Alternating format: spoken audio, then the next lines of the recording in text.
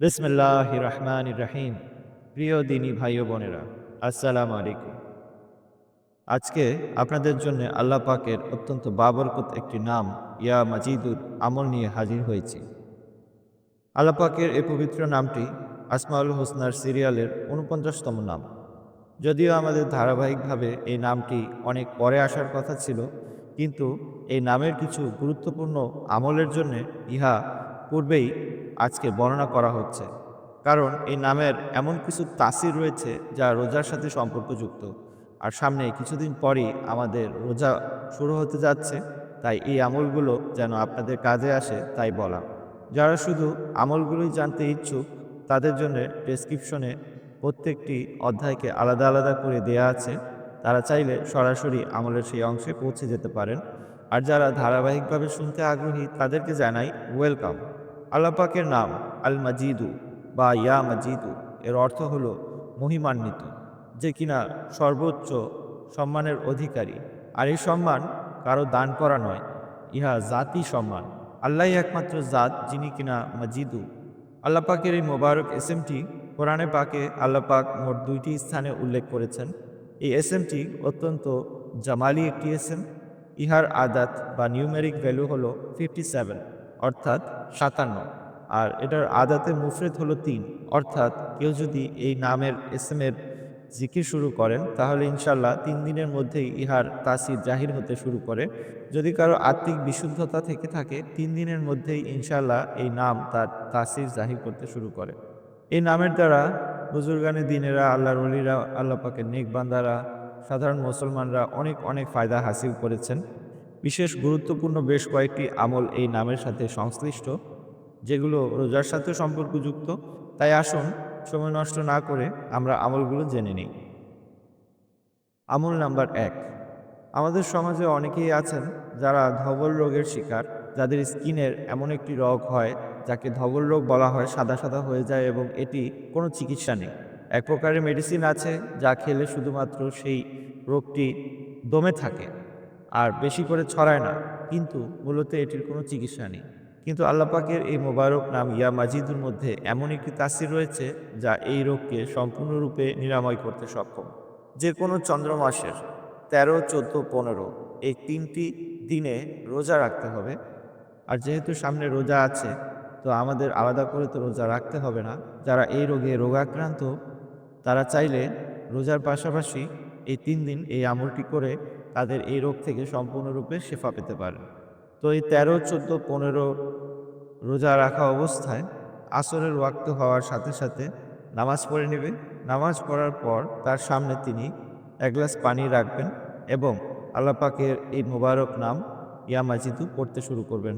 পড়ার পূর্বে ১১ বার দুরূদ শরীফ পড়ে নিবেন। দুরূদে ইব্রাহিমী পড়লে সর্বোত্তম। এবং যখন ইফতারির সময় চলে আসবে, অল্প কিছুক্ষণের মধ্যে আজান দিবে, তখন তিনি আবার ১১ বার দুরূদ শরীফ পড়ে সেই পানিতে ফু দিবেন এবং সেই পানি দিয়েই তিনি ইফতারি করবেন। এবং সেই পানি পান করে ইফতারি করার পর আল্লাহ পাকের কাছে তিনি হাত তুলে এই রোগের থেকে শিফা চাইবেন। আর এভাবে করে ১৩ নাম্বার, ১৪ নাম্বার এবং ১৫ নাম্বার রোজাতে তিনি এই কাজটি করবেন। ইনশাআল্লাহ এই ৩ দিন করার মধ্যে দিয়েই আল্লাহ পাক তাকে শিফা দিয়ে দিবেন। কিন্তু কারো কারো ক্ষেত্রে যদি এই ৩ দিনের আমলেই তিনি সুস্থ না হন, তাহলে তিনি পরবর্তী চাঁদের যে কোনো জুমার দিন থেকে এই রোগের শেফার উদ্দেশ্যে ৪১ দিনের নিয়তে আরেকটি আমল করতে পারেন। আর তা হলো সূরা বাইয়িনা, কালামুল্লাহ শরীফের ৯৮ নম্বর সূরা, ৩০ পারাতে এই সূরাটি আছে। এই সূরাটিকে একবার পড়তে হবে। ইয়া মাজিদু নামটিকে ১০১ বার পড়ে সরিষার তেলে এবং পানিতে ফু দিতে হবে। পানিটি পান করে নিতে হবে আর সরিষার তেলটিকে সেই স্থানে যেখানে তার এই রোগটি হয়েছে সেখানে লাগিয়ে দিতে হবে। এভাবে করে ৪১ দিন তিনি করবেন। ইনশাআল্লাহ আল্লাহ পাক চাহে তো প্রথম ৩টি রোজার যে আমলটি আমি বলেছি, সেই আমলের উসিলায় তাকে সুস্থ করে দিবেন। অথবা তার রোগটি যদি অনেক পুরাতন এবং অনেক কঠিন হয়ে থাকে, তাহলে সেক্ষেত্রে আল্লাহ পাক চাহে তো তার পরবর্তী চাঁদের যে আমলটি আমি বললাম, সেই আমলের উসিলায় অবশ্যই তিনি ৪১ দিনের মধ্যে সুস্থ হয়ে যাবেন। তো এ গেল ধবল রোগ, যার কোনো চিকিৎসা নেই, কিন্তু তিনি বা যে কোনো রোগী এই রোগ থেকে এই আল্লাহ পাকের মোবারক নাম দ্বারা সুস্থ হয়ে যাবেন ইনশাআল্লাহ। আমল নাম্বার ২। যদি কেউ দেখেন যে সমাজে বা তার অফিসে তার কোনো সম্মান নেই, পরিবারে তার কোনো সম্মান নেই, কোনো নারী যদি দেখেন তার শ্বশুরবাড়িতে কেউ সম্মান করে না, কোনো জামাই যদি দেখেন তার শ্বশুরবাড়িতে তার শ্বশুর শাশুড়ি বা তার আত্মীয়স্বজন, তার স্ত্রীর আত্মীয়স্বজন তাকে সম্মান করে না, তাহলে তিনিও চাইলে ইজ্জত সম্মান লাভের জন্য এই আমলটি করতে পারেন। প্রতিদিন ফজরের নামাজের পর আল্লাহ পাকের এই মোবারক নাম ইয়া মাজিদুকে মাত্র ৯৯ বার পড়তে হবে। পূর্বে পরে ১ বার অথবা ৩ বার দুরূদ শরীফ, এবং ৯০ দিনের নিয়তে এই আমলটি করতে হবে। তাহলে আল্লাহ পাক তাকে তার সমাজে, তার পরিবেশে তাকে অনেক সম্মানিত করবেন। অল্প কয়েকদিনের মধ্যে ইনশাআল্লাহ এর তাসির তিনি বুঝতে শুরু করবেন। আমল নাম্বার ৩, সবথেকে গুরুত্বপূর্ণ এবং প্রতীক্ষিত আমলটি হলো এটি। রোজার সময় রোজা রাখা অনেকের জন্য সহজ হয়ে থাকে, না খেয়ে থাকা অতটা কষ্টকর হয় না, কিন্তু পিপাসা মানুষকে কাতর করে দেয়। পিপাসার কারণে মানুষ অনেক কষ্ট পায়। কিন্তু আল্লাহ পাকের এই মোবারক নামের মধ্যে এমন তাসির রয়েছে, যদি কেউ এই নাম মোবারকটি ঠিকমতো পড়েন তাহলে তার পিপাসার কষ্ট দূর হয়ে যায়।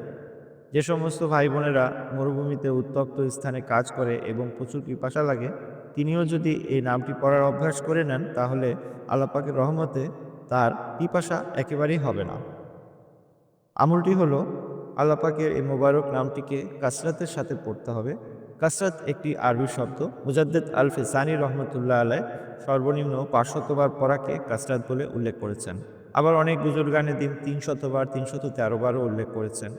মোট কথা, চলতে ফিরতে উঠতে বসতে বেশির থেকে বেশি রোজার মাসে কেউ যদি এই নামটি পড়েন তাহলে আল্লাহ পাকের রহমতে তার কোনোভাবেই তার পিপাসা লাগবে না, তার পিপাসার জন্য কোনো কষ্ট হবে না। আর পাশাপাশি নামটি হলো জামালি একটি নাম, অর্থাৎ এর থেকে কোনো সাইড ইফেক্টেরও কোনো ভয় নেই। সুতরাং রোজার মাসে কেউ যদি চায় হাজার হাজার বার, অনেক অনেক বেশি বেশি করেও তিনি চাইলে পড়তে পারবেন। এই নামের দ্বারা তার রুহানি এবং জিসমানি দোনোভাবেই তিনি উপকৃত হবেন। আমল নাম্বার ৪, আমি আমার অনেক ভিডিওতেই বলেছি মানুষের দৃষ্টির চিকিৎসা করা যায়, কিন্তু দৃষ্টিভঙ্গির চিকিৎসা করা যায় না।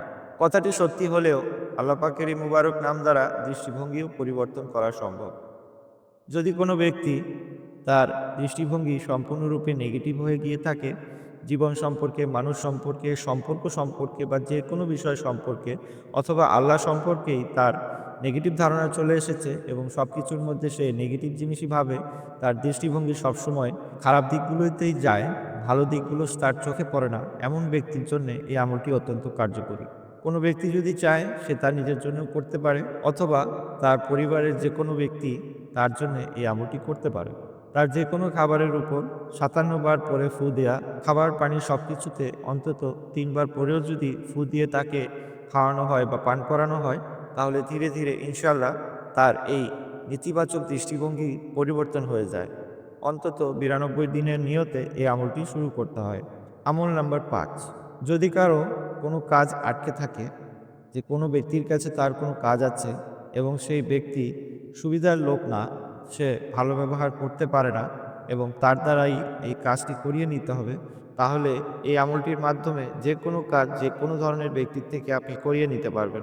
প্রথমত, সেই ব্যক্তির কাছে উপস্থিত হওয়ার পূর্বে ৫৭ বার, যা কিনা এটির আদাত, তাকে ৩ গুণ করে অর্থাৎ ১৭১ বার আপনাকে ইয়া মাজিদুকে পড়তে হবে এবং কল্পনায় সেই ব্যক্তির উপর ফু দিয়ে দিতে হবে এবং তারপর তার সামনে গিয়ে উপস্থিত হতে হবে। আর এমনটি করার মধ্যে দিয়ে তিনি আপনার সাথে অত্যন্ত সুন্দর ব্যবহার করবেন এবং আপনার কাজটি কোনো প্রকার গড়িমসি ছাড়াই সুন্দরভাবে করে দেবেন।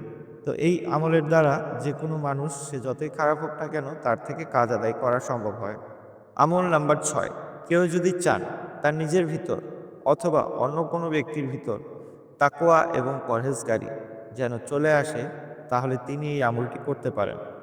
তাকওয়া এবং পরহেজগারি একজন মোমেনের জন্যে অত্যন্ত গুরুত্বপূর্ণ একটি গুণ, যা কিনা প্রত্যেকটি মানুষের ভিতরই থাকা উচিত। আল্লাহর প্রতি তাকওয়া, ভরসা করা এবং পরহেজগারি অর্থাৎ গুনার থেকে বেঁচে থাকা প্রত্যেকটি মানুষের জন্যই অত্যন্ত গুরুত্বপূর্ণ, কিন্তু তা অনেক সময় হয়ে ওঠে না।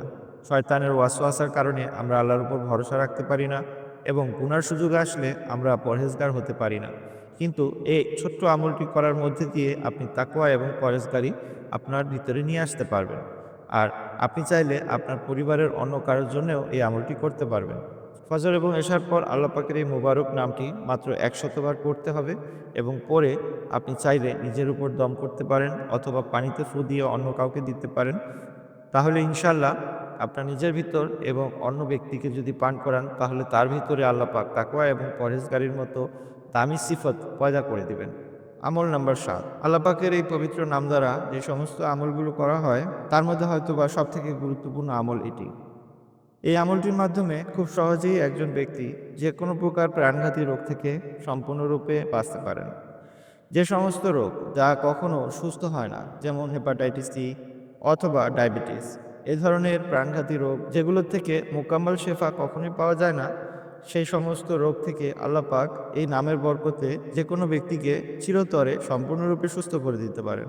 আমলটির নিয়ম হলো 20টি রোজা রাখতে হবে এবং ধারাবাহিকভাবে 20টি রোজার পাশাপাশি আল্লাহ পাকের এই মোবারক নাম ইয়া মাজিদুকে তাকে পড়তে হবে। যখন ইফতারির সময় হবে, ইফতারির পূর্বে তিনি যা দ্বারা ইফতারি করবেন, অর্থাৎ পানি অথবা শরবত অথবা দুধ যাই তিনি পান করবেন প্রথমে, সেই পাত্রের উপর তাকে 57 বার 57 টাইমস ইয়া মাজিদু পড়তে হবে। পূর্বে পরে 11 বার অথবা 3 বার দুরূদ শরীফ পড়বেন। 57 টাইমস বা 57 বার ইয়া মাজিদু পড়ে সে পানিতে বা শরবতে তিনি ফু দিবেন এবং আজান দিলে তিনি তার দ্বারা ইফতারি করবেন। আর এভাবে করে মাত্র 20 দিন যদি কেউ ধারাবাহিকভাবে করতে পারেন, তার যে কোনো প্রকার প্রাণঘাতী রোগ যা কখনো সুস্থ হবার নয়, আল্লাহ পাকের এই মোবারক নামের উসিলায় তিনি সম্পূর্ণরূপে তার থেকে পরিত্রাণ পেয়ে যাবেন। তো এই ছিল আল্লাহ পাকের এই মোবারক নামের সেই সমস্ত পরীক্ষিত আমল যার দ্বারা আল্লাহ পাকের অলিরা, বুজুর্গানে দিনেরা এবং সাধারণ মুসলমানরা অনেক ফায়দা হাসিল করেছেন। তাই আসুন আল্লাহ পাকের এই মোবারক নাম দ্বারা আমরাও আমাদের দুনিয়া আখেরাতকে চমকাই এবং পাশাপাশি এই আমলগুলো শেয়ার করার মাধ্যমে আমরা যতদিন বেঁচে আছি, এমনকি মৃত্যুর পরেও যেন কবরে আমরা সওয়াব পেতে পারি, সেই জন্যে সদকায়ে জারিয়ার নিয়তে বেশি থেকে বেশি এই আমলগুলো শেয়ার করি। আমার জন্য দোয়ার দরখাস্ত। আসসালামু আলাইকুম ওয়া রাহমাতুল্লাহি ওয়া বারাকাতুহু।